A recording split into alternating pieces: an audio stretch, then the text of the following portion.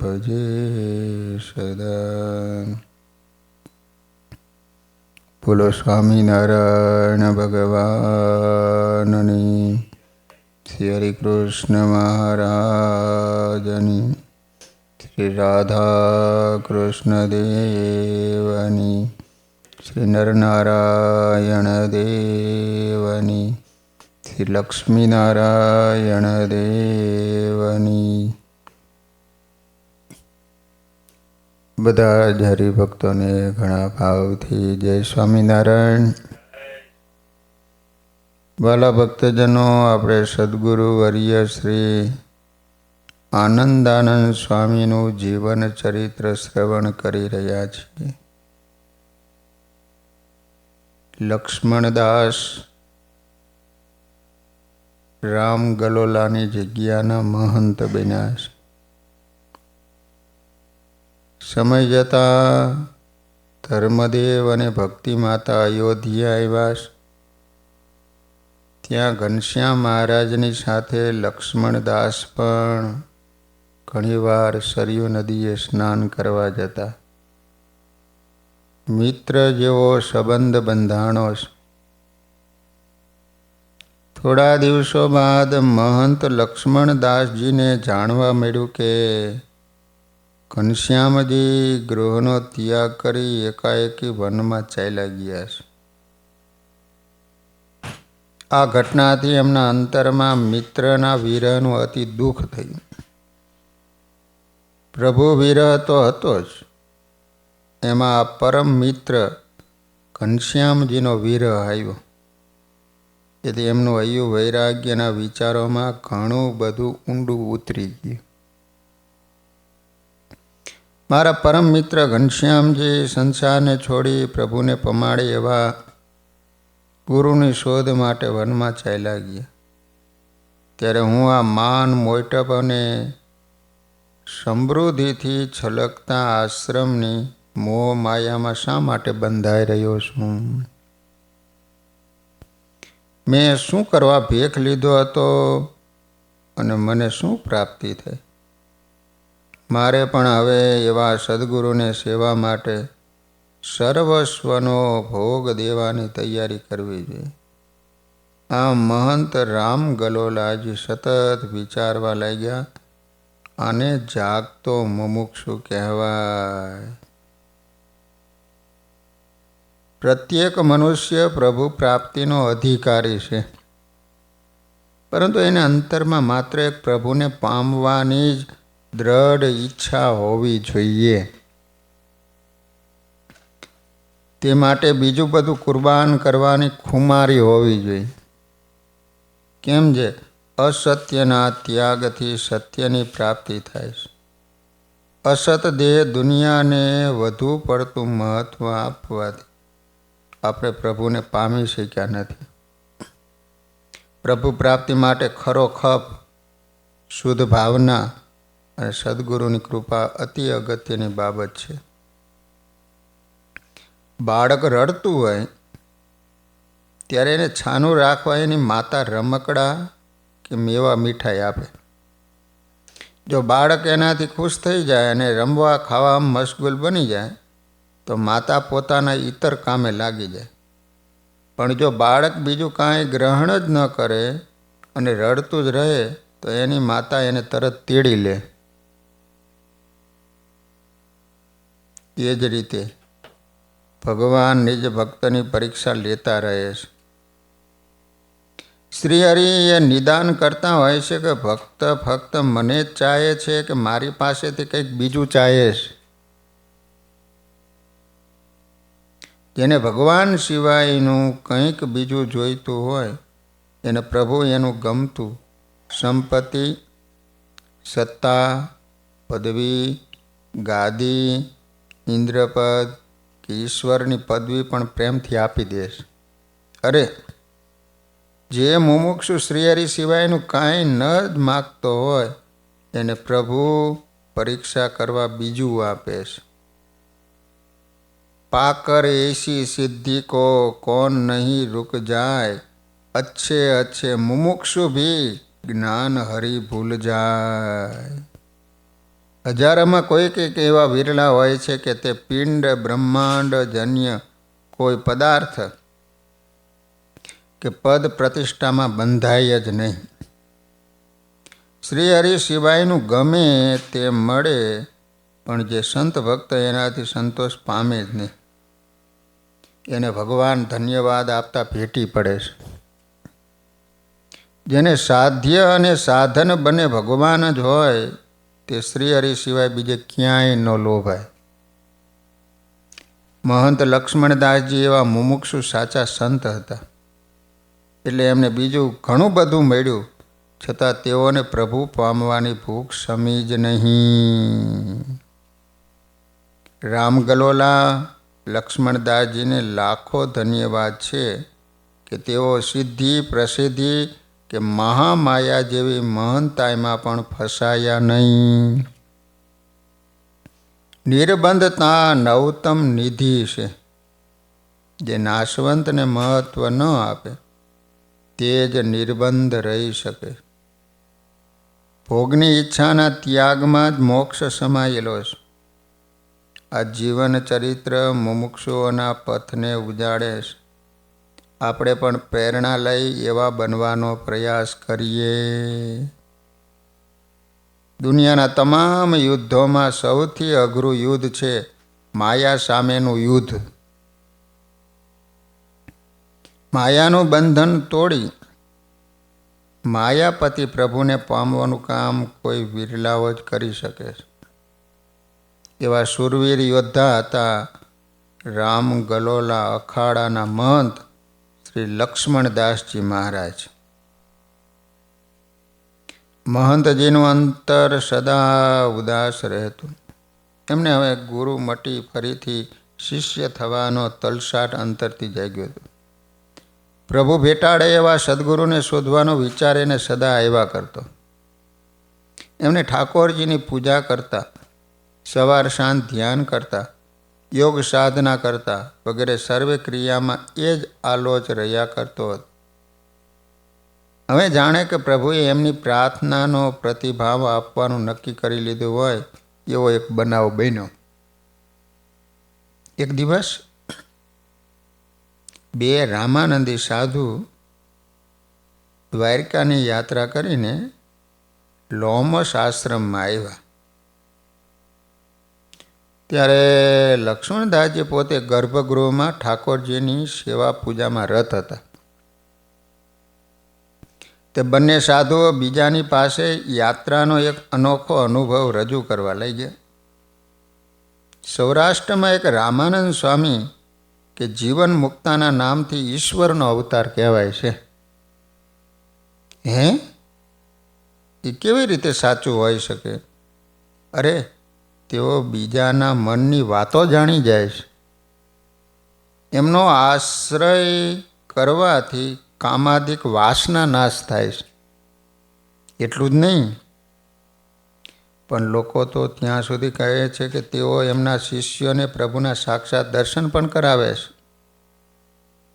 આટલી વાત જ્યાં લક્ષ્મણદાસજીના કાને પડીને ત્યાં મંદિરમાં બિરાજમાન પ્રભુની મૂર્તિમાંથી ઝળહળ ઝળહળ તેજ નીકળવા માંડ્યું. આવા અલૌકિક દર્શન પામી લક્ષ્મણદાસજી આશ્ચર્યચકિત થઈ ગયા. હર્ષિત ગાત્રોથી એકીટસે હરિમૂર્તિના દર્શન કરવા લાગ્યા. અચાનક બધું તેજ પાછું મૂર્તિમાં સમાઈ ગયું. આ દિવ્ય અનુભવથી લક્ષ્મણદાસજીના મનમાં એ વાત ઠસી ગઈ કે આ મહાત્માઓ જેમની વાત કરી રહ્યા છે ને એમના પ્રતાપે જ મને આ દિવ્ય અનુભવ થયો છે. આગળની સેવા સેવકોને સોંપી તેઓ જય રામજી કી કહેતા આગંતુક સાધુઓને મળવા જઈ પહોંચ્યા. મહંત મહારાજના દર્શન પામી મહાત્માઓ પણ બહુ રાજી થયા. પછી તેમણે મહંતજીને રામાનંદ સ્વામી વિશે બધી વિગત જણાવી. જ્યાં છે સુંદર સોરઠ દેશ, લોજમાં તે વસે છે વિશેષ, એ છે ઈશ્વરનો અવતાર, એના સામર્થ્યનો નથી પાર. વળી મહાત્માએ કર્યો, અરે મહંતજી, આ તો અમે જે જોયું અને સાંભળ્યું એ કહીએ છીએ, બાકી વિશેષ તો આપ જેવા મોટા મહાત્મા જાણે પારખી જુએ તો યથાર્થ ખબર પડે.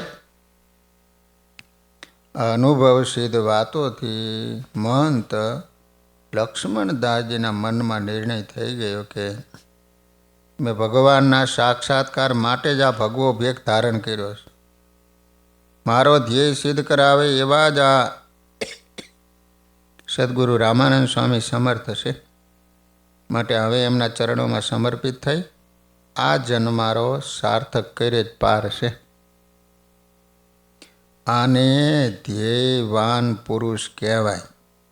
જેના જીવનમાં આટલી ધ્યેય શુદ્ધિ હોય એને પ્રભુ પ્રાપ્તિ પણ એટલી જ વહેલી થાય છે. ઘણીવાર તો હું શું કરવા નીકળ્યો હતો અને આ શું થઈ રહ્યું છે એ વાત આવું ભૂલાઈ જાય છે. મુમુક્ષુને માટે ઘર છોડવા કરતાં પણ મઠ મંદિરોની મહાનતા વગેરે છોડવું વધારે કઠણ છે.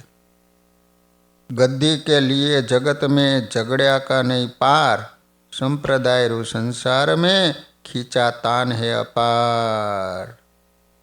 नहीं छूटता किसी से सत्ता संपत्ति सुख, संप्रदाय रु संसार में उनका है बहु दुख.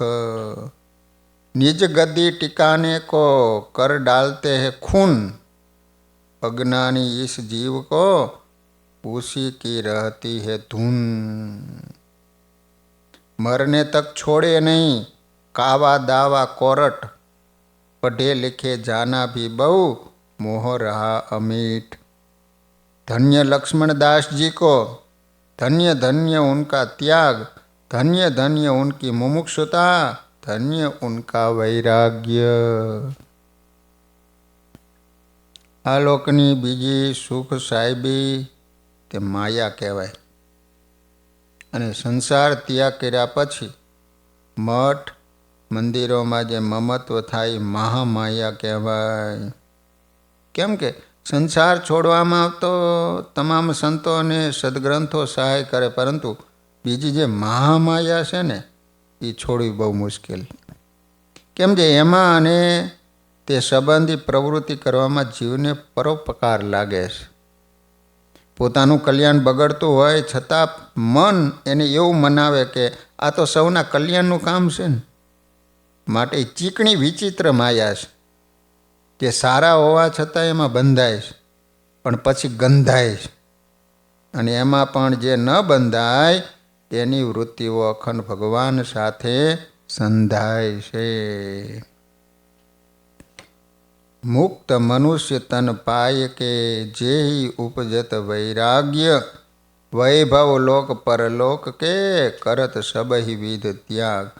हरि करुणा बिन होत नहीं नर को दृढ़ निर्वेद, मुक्त कहे वैराग्य बिन होत न बंधन छेद.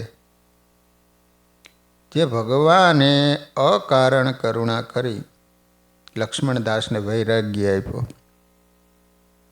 એવા પ્રભુને આપણે પણ પ્રાર્થના કરીએ કે હે નાથ, અમને પણ સાચો વૈરાગ્ય આપો, અમારા બંધન કાપો, આપને પામવામાં મદદ કરો.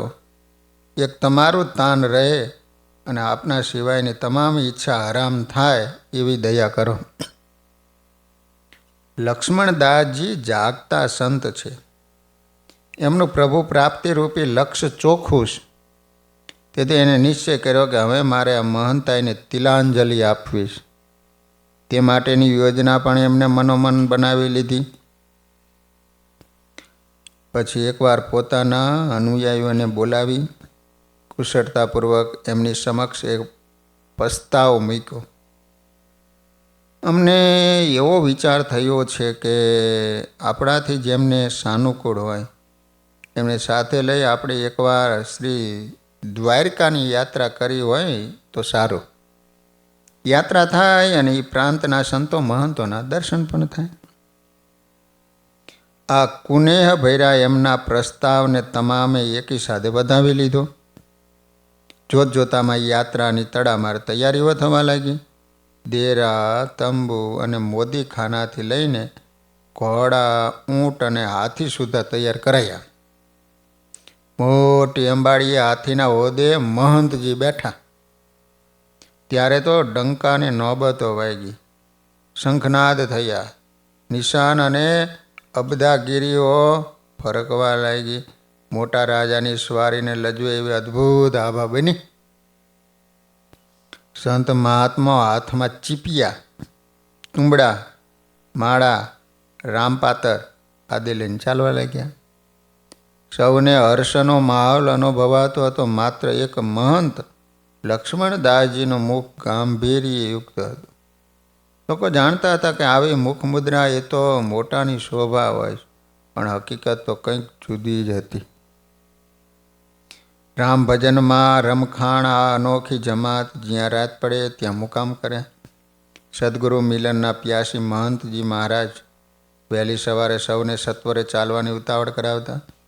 કોઈને આ ઉતાવળ ન ગમે અને મોઢું બગાડે તો બીજા એને સમજાવે કે મહંતની વાત સાચી. ટાઢા પહોરના ચાલીએ ને તો થાક ઓછો લાગે ને પંથ વધુ કપાય.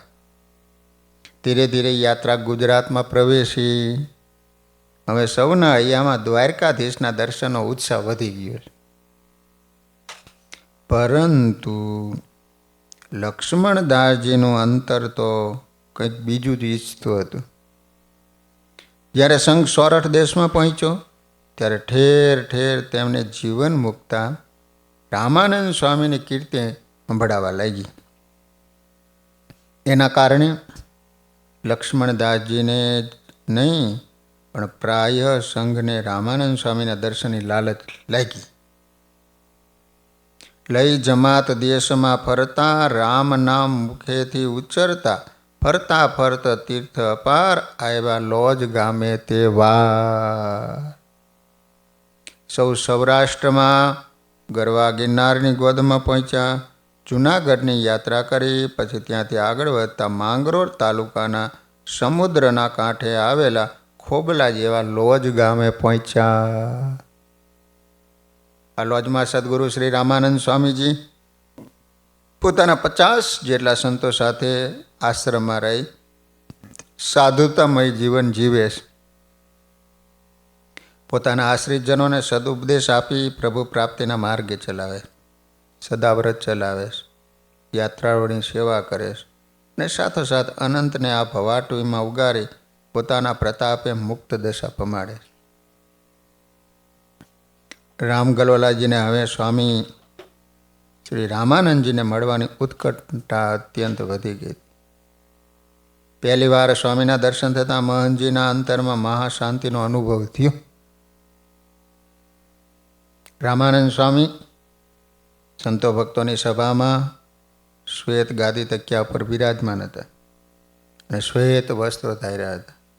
કેસર ચંદનથી અર્ચિત વિશાળ ભાલ આજાન બાહુ હતા. આવા સૌમ્ય વેશમાં રહેલ સદગુરુ શ્રી રામાનંદ સ્વામીના દર્શન થતાં જ લક્ષ્મણદાસજીના અંતરમાં પ્રગટ પ્રભુ મળ્યા હોય એવો આનંદનો સાગર રેલાયો.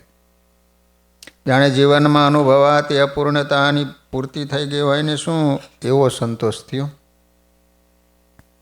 રામગલોલાજી પોતાનો બધો ઠાઠ માઠ મૂકી જેમ ગંગા સાગર સન્મુખ દોડે એમ સત્વરે સ્વામીશ્રીના ચરણોમાં સાષ્ટાંગ દંડવત પ્રણામ કરવા લાગ્યા. સાથે આવેલા સેવકોએ રામાનંદ સ્વામીને મહંતજીની ઓળખાણ આપી. રામાનંદ સ્વામીએ પણ આસનેથી ઉઠી એમને આદરપૂર્વક પોતાની પાસે બેસવાનો આગ્રહ કર્યો. પરંતુ લક્ષ્મણદાસજી તો દાસત્વ ગ્રહીને નીચે બેસી ગયા. આવડા મોટા મહંત હતા. પરસ્પર કુશળ સમાચાર પૂછ્યા. પછી રામગલોલાજીના આગ્રહથી રામાનંદ સ્વામીએ સત્સંગની વાતો શરૂ કરી. રામાનંદ સ્વામીના સૌમ્ય દર્શન, સાધુતા અને સમાગમને કારણે લક્ષ્મણદાસજીને હૈયે દ્રઢ ગાંઠ વળી ગઈ કે હું જેના માટે સંસાર ત્યાગ કરી નીકળ્યો હતો ને તે ઈશ્વર પ્રાપ્તિનું કામ આ મહાન સંત દ્વારા જરૂર સિદ્ધ થઈ જશે. પછી તો મહંતજીની મક્કમ ઈચ્છાને કારણે અયોધ્યાથી નીકળેલી આ જમાતની યાત્રા લોજમાં 5 દિવસ સુધી રોકાઈ ગઈ. રામાનંદ સ્વામીના દિવ્ય સાનિધ્યમાં 5 દિવસ સુધી સમાગમનું સુખ માણ્યું. પછી રામ ગલોલાજીએ મનોમન એવું નક્કી કરી નાખ્યું કે હવે તો આજીવન અહીં જ આ સદગુરુના શરણે રોકાઈ જવું છે. મહંત લક્ષ્મણદાસજીની સાથે આવેલા સાથીદારોએ અકળાઈને મહંતજીને પૂછ્યું, ક્યાં સુધી આપણે અહીં રહેવું? પછી દ્વારકા ક્યારે પહોંચશું? માટે હવે આપણે નીકળવું જોઈએ. લક્ષ્મણદાસજીનું હૃદય તો રામાનંદ સ્વામીના રંગમાં રંગાઈ ગયું હતું. એટલે તેઓ શાંત સ્વરે કહે, હવે ક્યાં દ્વારકા દૂર છે, પહોંચી જઈશું. અહીં કેવો સરસ સત્સંગનો લાભ મળે છે, માટે કોઈ ઉતાવળ કરશો નહીં, આજકાલમાં નીકળીશું. આમ કરતાં 7-8 દિવસ વીતી ગયા. પછી તો સાથીદારોએ ચાલવા માટે હઠ લીધી. જવા બીજાએ બહુ હઠ લીધો રે, તેને છેલ્લો ઉત્તર એવો દીધો રે, જાવો જો જવું હોય તમારે રે, અઠે દ્વારિકા છે જી અમારે રે. મહંત શ્રી રામ ગલોલાજીએ પોતાનો નિર્ણય જાહેર કરતા કહ્યું કે તમારે જેને દ્વારકા જવું હોય એ સુખેથી જઈ શકો છો. મારે તો હવે અહીંયા જ દ્વારકા છે. હું તો હવે સ્વામીજીનો સેવક થઈને આજીવન અહીં જ રોકાવાનો છું. મહંતજીના આવા વચન સાંભળતા બધાને એવો આંચકો લાગ્યો કે જાણે એના પગ તળેથી જમીન ખસી ગઈ હોય. અમુકને તો પોતાના કાને પડતા શબ્દોનો વિશ્વાસ જ ન આવ્યો. તેઓએ તો પ્રશ્નોની ઝડી વરસાવી દીધી. હે, આ તમે શું બોલો છો મહંતજી? અરે જરા વિચારો તો ખરા, આપ અવધપુરીના સૌથી મોટા આશ્રમના મહંત છો. આ લોજનો આશ્રમ તો એની પાસે કાંઈ નથી. વળી અમે આટલા બધા ત્યાગીઓ અને આનાથી અનેક ગણા ગ્રહસ્થો આપને મહંત માનીને માન સન્માન આપીએ છીએ, તેમ છતાં અહીં શા માટે રોકાઈ જવું છે? મહંતજી મૃદુ છતાં મક્કમ અવાજે બોલ્યા, અહીં શ્રી રામાનંદ સ્વામીના આશરે રહેવામાં પ્રભુની સાક્ષાત પ્રાપ્તિ થશે જ, એવો મને દ્રઢ નિશ્ચય થયો છે. માટે તમારામાંથી જેને આ મારી વાત મનાતી હોય તે સૌને પણ હું અહીં રોકાઈને શ્રી રામાનંદ સ્વામીને શિષ્ય સમર્પી દેવાની સલાહ આપું છું. જેને સદગુરુને શરણે રહી પ્રભુ પ્રાપ્તિ કરવાની ઈચ્છા ન હોય એ અયોધ્યા પાછા જાય. તેમાંથી જેને મારી મહાનતાઈ જોઈતી હોય એને ભોગવે. મારે તો આ સદગુરુના શ્રી ચરણોમાં 68 તીર્થની યાત્રા થઈ ગઈ છે. મારું દિલ તો આ સંતમાં ચોંટી ગયું. પ્રાણ જાય ને તો પણ કોઈ કાળે છૂટું પડે એમ નથી. જોડાય જેનું મન જેની જોડે, છોડાવતા તે કદીએ ન છોડે. લે કાષ્ટ જે હાલર હાથમાં, છોડાવતા પ્રાણ છૂટે જ ત્યાંય. જેમ પતંગ અગ્નિમાં પોતાનું તન અર્પે છે, પતંગિયા, ચકોર ચંદ્રમાં પ્રીતિ કરે છે, તેમજ સાચા શિષ્ય સદગુરુમાં સ્નેહ કરે છે. લક્ષ્મણદાસજીને એક પ્રભુ પ્રાપ્તિની ઈચ્છા, બીજી કોઈ આશા નથી. તેથી જ એનું અંતર સદગુરુના રંગમાં પૂર્ણતયા રંગાઈ ગયું. અમુક સ્નેહી શિષ્યોની આંખો તો પ્રેમથી ભીંજાઈ ગઈ. તે ગળતા કંઠે વિનવવા લાગ્યા, અરે મહારાજ, આ તો કેવી વાત થઈ? અમે અયોધ્યા જઈ લોકોને શું જવાબ આપશું? તમે તો અમારા મહંતજી છો. અમને લાગે છે કે આપ અમારી કસોટી કરવા આવું બોલી રહ્યા છો. લક્ષ્મણદાસજીએ ફરી પ્રેમસભર ગંભીર સ્વરે સૌને સમજાવ્યા, જુઓ, આ મારો નિર્ણય અફર છે. તમે મારી વાતને હળવાશથી લેશો નહીં. હું સાચે જ હવે મહંતાઈનો ત્યાગ કરું છું અને આ સદગુરુનો દાસાનું દાસ ગોલો બનવાનો પ્રારંભ કરું છું. એમ કહી શણગાર ઉતાર્યો, ખરા વૈરાગ્યનો વેશ ધાર્યો. અતિ કંઠમાં કનકની માળા, કડા વીટીને વેઢ રૂપાડા. લ્યો આ જઈને ગુરુજીને દેજો, મારા છેલ્લા પ્રણામ કહેજો. શણગાર પહેર્યા હતા હો, સોનાની કંઠી હતી, કડા વેઢ વીટી બધું આપી દીધું. ગુરુજીને આપી દેજો અયોધ્યા જઈને. એક વાત ચોક્કસ છે કે ભગવાન મળવા દુર્લભ નથી, પરંતુ પ્રભુ પ્રાપ્તિની ભડભડતી ભૂખ હોવી ને બહુ દુર્લભ છે. કેમ જે જો આવો સાચો ખપ જાગે તો ભગવાન પોતે જ આપણી આગળ આવીને ઊભા રહે છે. આપણા ઈષ્ટદેવ સ્વામિનારાયણ ભગવાને પોતે કહ્યું છે, જે હરિ સિવાય બીજું કાંઈ ચાહના ન રાખતા હોય એ જ શ્રી હરિની સમીપે વસે છે. જેને જેટલી શ્રી હરિ સિવાયની ચાહના હોય તેને શ્રી હરિ એટલો દૂર રાખે છે. લો, ભગવાન મેળવવા જ હોય તો તે માટે સંપૂર્ણ ગરજ રાખવી જોઈએ. સત્સંગમાં સુખ દુઃખ માન અપમાન થાય તો પણ પાછા પડવું ન જોઈએ. જેમ માછલી જળ વિના રહી શકે નહીં, એમ ખરો મુમુક્ષુ ભગવાન અને ભગવાને ભેટાડ્યા એવા સંત વિના જીવી શકે નહીં. જેમ માછલીને જળ જીવન છે, તેમ જેને ભગવાન અને સત્સંગ જીવન બને એને સ્વયં શ્રી હરિ વશ થઈ જાય છે.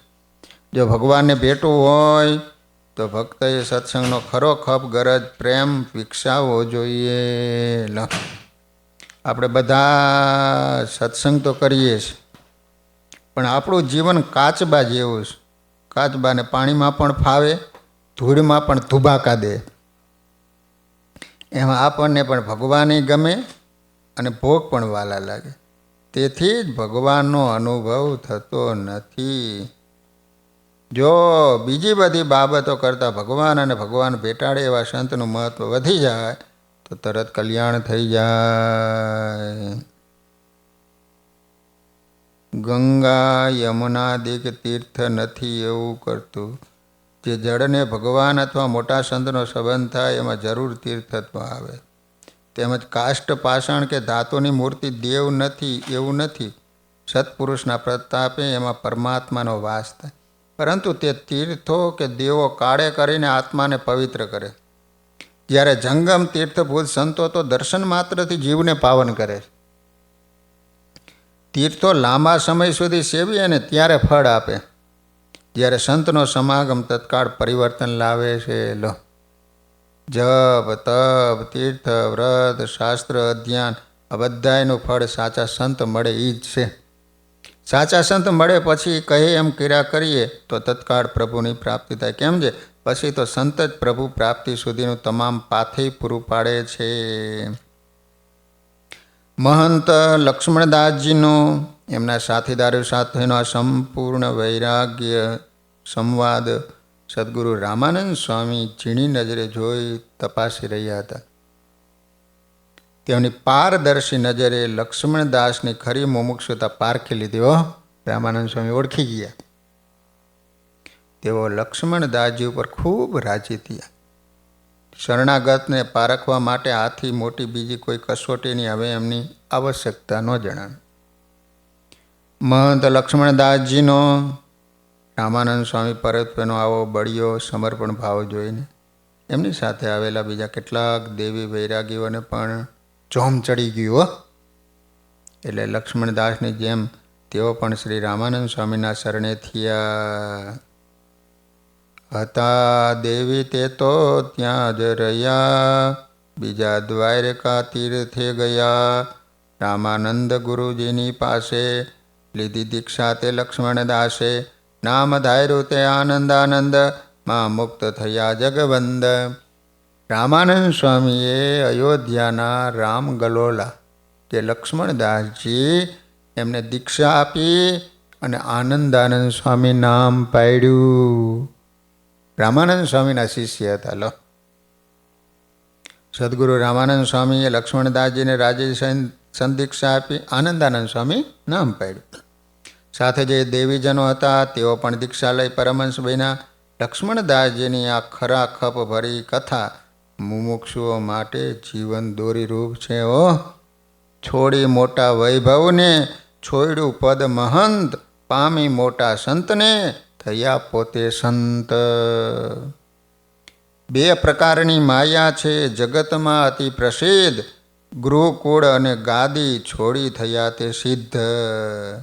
ભલા ભક્તો, આનંદાનંદ સ્વામી સંસાર છોડીને અયોધ્યામાં ત્યાગી થયા. ત્યાં પાછા ગાદીપતિ થયા. ઊંચ સિંહાસન ઉપર બેસવાનું, અઢળક સંપત્તિનો યોગ, અનેક લોકો વખાણ કરે, મોટા મોટા સંતો મહંતો આદર આપે, હાથી ઘોડા ઉપર બેસીને પધરામણીએ જવાનું, આ બધું છોડી દેવું એ કાંઈ છોકરાના ખેલ નથી. ઘણી સમજણ અને મુમુક્ષુતા માગી લે એવી બાબત છે. એ કુશાગ્ર બુદ્ધિવાળો હોય, જેના ઉપર ભગવાનની મોટા સંતની કૃપા હોય, એ જ આવા બંધનોથી છૂટી શકે છે. ભલા ભક્તો, જેઓ આનંદાનંદ સ્વામીના સંપર્કમાં લગભગ 16 વર્ષ રહ્યા હતા, એવા શ્રી હરિના સત્સંગી કવિશ્વર દલપતરામજી એમની નોંધ પોથીમાં રામ ગલોલાજીનો વૈભવ રાજાના જેવો વર્ણવેલો છે. 16 વર્ષ સુધી દલપતરામ કવિ આનંદાનંદ સ્વામી સાથે રહેલા. અને એના ઉપર એમણે એક વિભાગના સભર આવું કાવ્ય બનાવ્યું છે. લક્ષ્મણદાસે એક કાવ્ય દલપતરામ કવિએ છંદમાં બનાવેલો. જગત કરતા કને જે વિધાત્રી કહે, સાંભળો અરજ આ શ્રવણ ધારી. એનો અર્થ એવો છે કે જગત કરતા જે બ્રહ્માજી વિધાતા, તેને એમના સ્ત્રી વિધાત્રી કહે છે કે મારી આ વિનંતી તમે કાન માંડીને સાંભળો. એટલે બ્રહ્માણી એમના પત્ની કહે છે બ્રહ્માજીને, હું હવે કર્મના લેખ નહીં લખું, કારણ કે મારી લાજ જાય છે. કેમ કે હું જે લેખ લખું છું એને ધર્મદેવના પુત્ર અન્યાયી થઈને છેકી નાખીને હું જેના ભાગ્યમાં રાજ્ય સુખ લખું એને ભિખારી બનાવી દે છે, સાધુ બનાવી દે છે.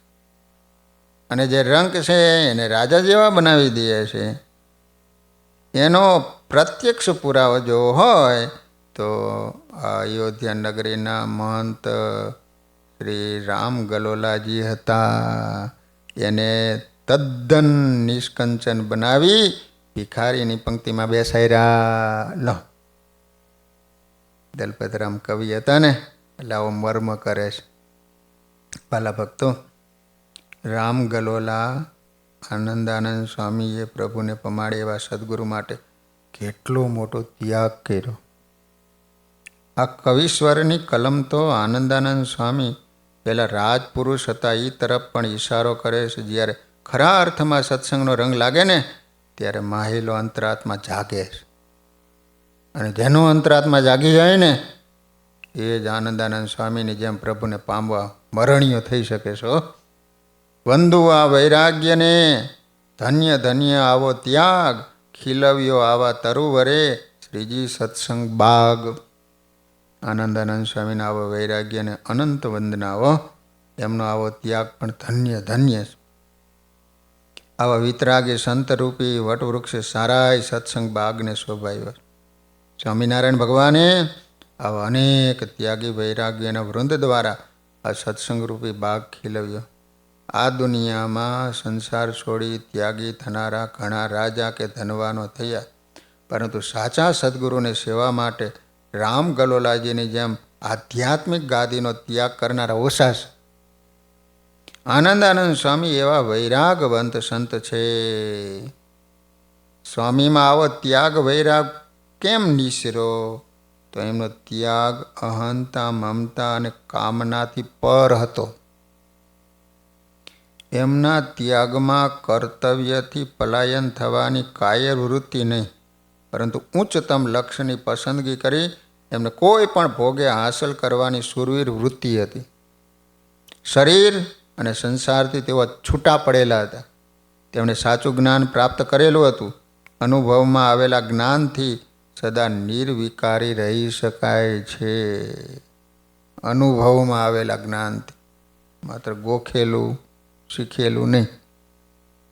શ્રી હરિવચનામૃત 20માં વડતાલનું 20મું, જેને જેવું જાણ્યું જોઈએ એવું યથાર્થ જાણ્યું હોય છે, આ તે સાર છે અને આ તે અસાર છે. પછી એક ભગવાનની મૂર્તિ વિના જેટલા માયિક આકાર છે ને સર્વે અતિશય દુઃખદાયક છે, નાશવંત છે એમ જાણે અને પોતાને દેહ ઇન્દ્રિયો અંતઃકરણ થકી નોખો આત્મરૂપે જાણે, પછી એને એવું કોઈ પદાર્થ નથી મોહ પમાડવાના અર્થે સમર્થ થાય. આમ યથાર્થ જ્ઞાન થાય તો જ સદા નિર્વિકારી રહેવાય. સંસાર છોડીને આવેલા ત્યાગીઓને પણ સંસ્થામાં કે મંદિરમાં બંધન હોઈ શકે છે. માટે આનંદાનંદ સ્વામી જેવા વૈરાગવંત સંતને કોટી કોટી વંદન. આજ ઘણાના ત્યાગને કહેતા શરમ થાય, શું કરવા તે આવ્યા હતા અને શું કરે છે ભાઈ. છોડી ઘર સંસારને ભજવાતા ભગવાન, માયામાં પ્રેમ થઈ પડ્યા ધનવાન. ઘરે તો કાંઈ હતું નહીં, તૈજું કરવા ભજન, અહીં આવીને ઊભું કર્યું રજવાડું તજી ભજન. સાધુ સંત કે મંદ થયા અથવા મઠાધિપતિ કે પીઠાધિપતિ બને, પછી શ્રદ્ધાળુ લોકો અનેક પ્રકારના ખાનપાન આદિ ભેટ ધરે, પૂજા સ્તુતિ કરે, દંડવત કરે. આ રીતે મફતમાં માન સન્માન અને વિષયો મળવા લાગે એટલે જીવ એમાં બંધાઈ જાય છે. પછી એમાંથી નીકળવું બાપા બહુ કઠણ પડ્યો. ઘણા તો સંસાર છોડાઈને ત્યાગી થાય, પછી નવી દુનિયા નવી રજવાડું ઊભું કરી દે. આપણાથી આવી ભૂલ થતી તો નથી ને, એનું ખાસ ધ્યાન રાખવું. હવે આનંદાનંદ સ્વામી ગુરુદેવ રામાનંદ સ્વામીની આજ્ઞા મુજબ સેવકના સેવક બની રોજના આશ્રમમાં ખૂબ સેવા કરવા લાગ્યા. ભગવાનની ભક્તિ સાધના અને આરાધના કરવા લાગ્યા. ગુરુદેવની સત્સંગ સરવાણીનો એકાગ્રચિત્ત લાભ લઈ એકાંતિક ધર્મની પક્વતા કરે છે. સમય જતાં સંવંત 1856નો ચાતુર્માસ આવ્યો. ભુજના ભક્તો રામાનંદ સ્વામીને સત્સંગ લાભાર્થે ભુજ તેડી જવા આવ્યા. એમનો ભાવ જોઈ રામાનંદ સ્વામી થોડા સંતો સાથે ભુજ જવા તૈયાર થયા. આનંદાનંદ સ્વામી વગેરે સંતોને લોજમાં રહી મુક્તાનંદ સ્વામીની આજ્ઞા મુજબ સેવા ભજન કરવાની આજ્ઞા કરી. પછી કહ્યું, અહીં જે કોઈ યાત્રાળુ આવે એની સેવા કરજો, મુમુક્ષુઓનું પોષણ કરજો, સૌને ભગવાનમાં જોડજો. અમે કચ્છી ભક્તોને રાજી કરી ભૂજથી પાછા આવશું. આમ કહી ગુરુદેવ રામાનંદ સ્વામી ભક્તો સાથે ભુજ જવા નીકળ્યા. તો નીલકંઠ વર્ણી વેશે લોજ ભગવાન જ્યારે પધાર્યા ત્યારે આનંદાનંદ સ્વામી ત્યાં હતા, કારણ કે રામાનંદ સ્વામીના શિષ્ય હતા. ગુરુદેવ રામાનંદ સ્વામી તો કચ્છમાં બિરાજી સત્સંગનો લાભ આપતા, પરંતુ આ બાજુ લોજમાં સંવંત 1856 શ્રાવણ વદ છઠના દિવસ 18 વર્ષના એક અદ્ભુત યોગીરાજ પધાર્યા. કોણ હતા એ તેજસ્વી અને તપસ્વી યોગીરાજ? તો તીવ્ર તપશ્ચર્યા સાથે 7 વર્ષનો વિકટ વન વિચરણ, પગે ચાલીને ભારતભરની તીર્થયાત્રા કરીને અનેક આત્માનો ઉદ્ધાર કરનાર નીલકંઠ વર્ણી રાજના વેશે સ્વામિનારાયણ ભગવાન પોતે હતા. નીલકંઠ વર્ણીજીએ કોપીન ઉપર એક આચ્છાદન વસ્ત્ર પહેર્યું હતું, ખભે જનોય, હાથમાં કમંડલું, કંઠમાં ઠાકોરજીનો બટવો હતો. તેજસ્વી અને તપસ્વી કાયામાં શરીરની તમામ નાડીઓ દેખાતી હતી. સુંદર ચિત્ત આકર્ષિત મુખમંડળ પર મૂછનો દોરો તાજો પ્રગટ થઈ રહ્યો હતો. આવા નમણા રસીલા વર્ણી મહારાજ લોજની વાવ ઉપર ધ્યાન લગાવીને બેઠા છે. તે સમય લોજ આશ્રમમાં રહેતા સુકાનંદ સ્વામી પાણી ભરવા માટે વાવ આવ્યા. વર્ણિરાજના દર્શન કરતા એમનું મન એ દિવ્ય અલૌકિક સ્વરૂપમાં મોહ પામ્યું. પછી તો મુક્તાનંદ સ્વામી રામાનંદ સ્વામીની બધી વાત કરી. વાલા ભક્તો, લોજવાસી સંતોએ એક સમર્થ સદગુરુની નક્કર નિષ્ઠા રાખી, સેવા સત્સંગ ભજન કર્યા તો એને ભગવાન ગોતવા જવા નથી પડ્યા. ભગવાન પોતે પોતાની ઈચ્છાથી ત્યાં આવીને એમની સાથે રહ્યા. પછી નીલકંઠ વર્ણી તથા મુક્તાનંદ સ્વામી ભુજમાં રામાનંદ સ્વામીને પત્ર લખ્યા. મુક્તાનંદ સ્વામી પત્રમાં વર્ણિરાજના દિવ્ય ગુણો વર્ણવ્યા. અંતમાં રામાનંદ સ્વામીને લખ્યું કે દાસાનું દાસ સાધુ મુક્તાનંદ અને દાસાનુદાસ રામ ગલોલા વગેરે સાધુ સમસ્તના જય સચ્ચિદાનંદ સેવામાં અંગીકાર કરશો. તો મુક્તાનંદ સ્વામી પત્ર લખ્યો, એમાં છેલ્લે લિખિત અને આવું કર્યું. પછી રામાનંદ સ્વામીએ પણ જવાબ પત્ર લખ્યો. એ પત્રમાં ગુરુદેવે કરેલા આજ્ઞા મુજબ હવે શ્રીહરિ મુક્તાનંદ સ્વામીને ગુરુ માની એમની આજ્ઞામાં રહેવા લાગ્યા. એ મુક્તાનંદ સ્વામી નીલકંઠ ભણીને તપસ્યાનો વેદ તજાવી પાર્ષદી દીક્ષા આપી અને સરજુદાસ નામ પાડ્યું. લોજપુર ધામ રહી સરજુદાસ કાવ્યા, સર્વોપરી જ્ઞાન કહી સર્વને રીઝાવ્યા. સરજુદાસજી લોજ આશ્રમની નાની મોટી સર્વે સેવા ચાકરી કરતા, સંતોને અષ્ટાંગ યોગ અને ધ્યાન ધારણા શીખવતા. એક સમયે સરજુદાસજીએ આનંદાનંદ સ્વામી આદિ સર્વે સંતોને ધ્યાનમાં બેસાડ્યા.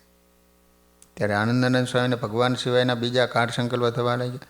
સરજુદાસજીએ અંતર્યામીપણે જાણ્યો અને સીધો સવાલ કર્યો, રામ ગલોલાજી, ભગવાનમાં વધુ માલ છે કે બીજા ચિંતવનમાં?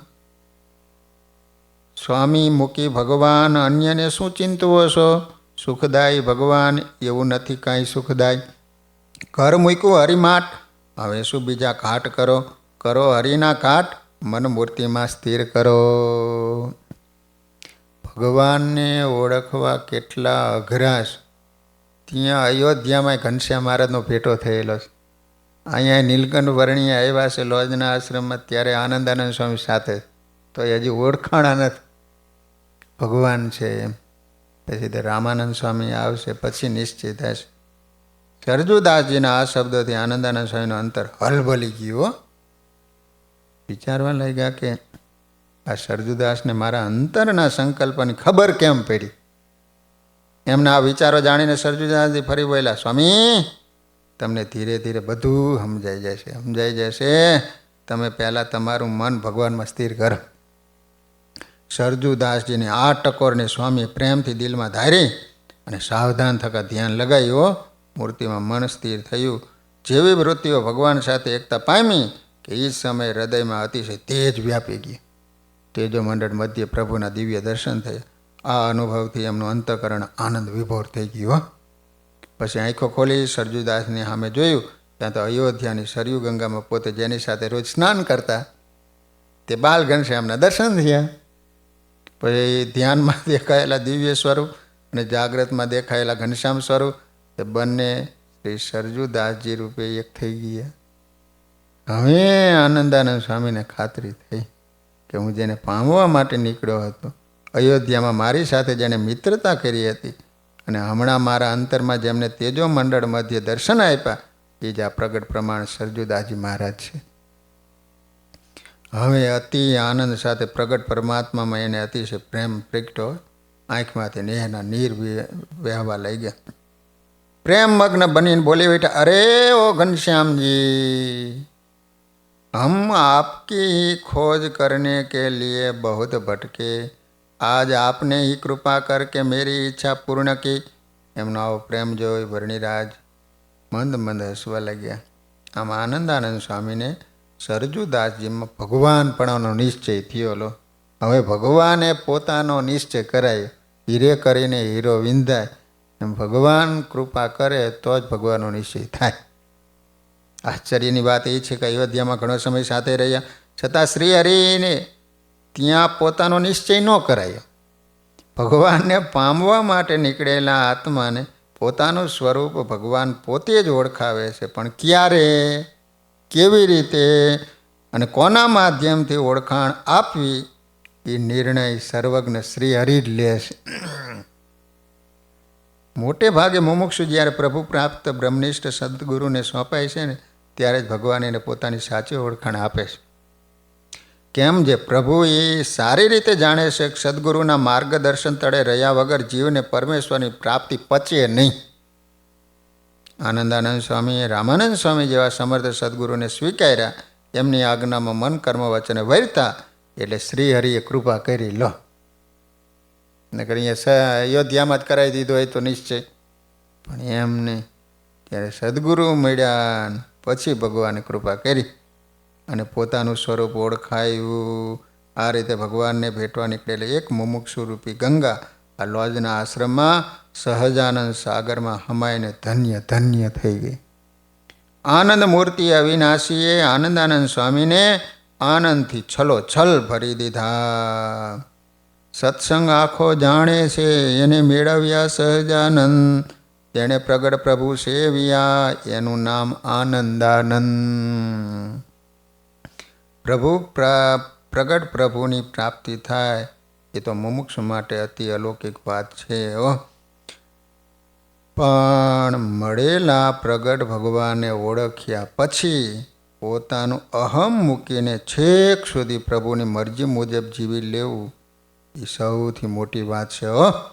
એ બાબત સર્વે અવતારોના ભક્તોમાં પહેલેથી મહાદુર્લભ જણાઈ રહી છે. એટલે પ્રગટ ભગવાન શ્રી સ્વામિનારાયણને જેમને ઓળખ્યા અને એમના થઈને આખી જિંદગી આજ્ઞા મુજબ સારધાર રહ્યા એવા સદગુરુ શ્રી આનંદાનંદ સ્વામીને કોટી કોટી વંદન કરીએ. સહજાન સ્વામી મહારાજની જય.